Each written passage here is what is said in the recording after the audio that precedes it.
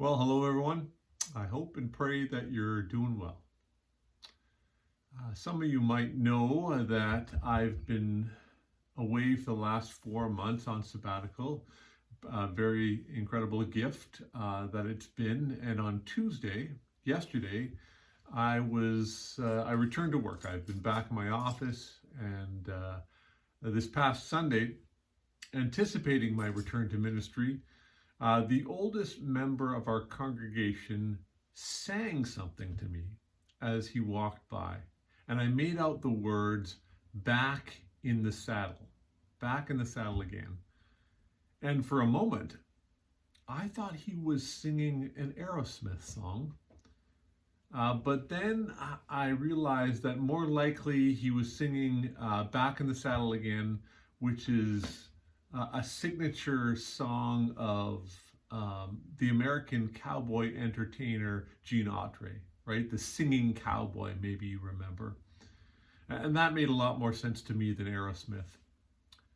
Anyways, following kind of Gene Autry, the singing cowboy, knowing that he had some influence, and there were young folks, emulating him, imitating him, he created something called the Cowboy Code, or the 10 Cowboy Commandments. And these kind of promoted sort of ethical and moral behavior that appealed to organizations like the Boy Scouts, who created their own. Now, of course, the 10 Commandments are kind of rooted in my tradition, our tradition, and I'm not going to let the 10 Cowboy Commandments kind of supplant them.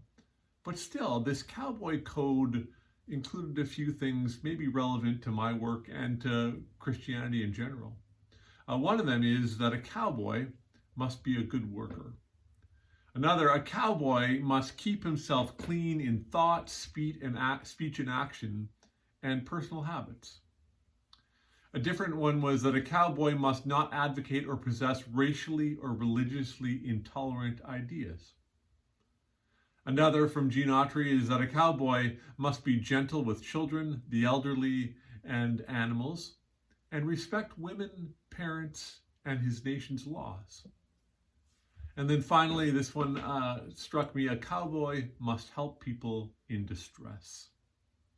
Right, so that seemed like a fit for me as I returned to work, and but it also, I think, is a fit for Christians of all times and all places. And then I thought a little bit more about this saddling, and I looked up in the Bible. Saddle is often associated with preparing an animal for riding, carrying heavy loads, and the earliest we can find of saddling, the word saddle in the Bible, is around Genesis 22, where Abraham saddles his donkey as he prepares to take Isaac to the land of Moriah. And this act of saddling signifies a readiness and a commitment to God's directions. A readiness and a commitment to God's directions. And that this metaphor of being in the saddle. This question: are we ready? Right? Are we like Abraham? Are we eagerly committed to God's directives? Are we ready? Are we setting ourselves up to be successful in the saddle, or to extend the metaphor, are we headed towards saddle sores? Are we feeling saddled with responsibility? I could go on with the metaphor, but I won't. Growing up, there was a band that I paid a bunch of attention to because their lead singer, Ron Tabak, grew up in the CRC. And the band is Prism. And after Ron's untimely death, Prism eventually regrouped and sang a song which was called "It's Good to Be Back." And the year was 1988. And the song "Good to Be Back" was actually co-authored by Bryan Adams.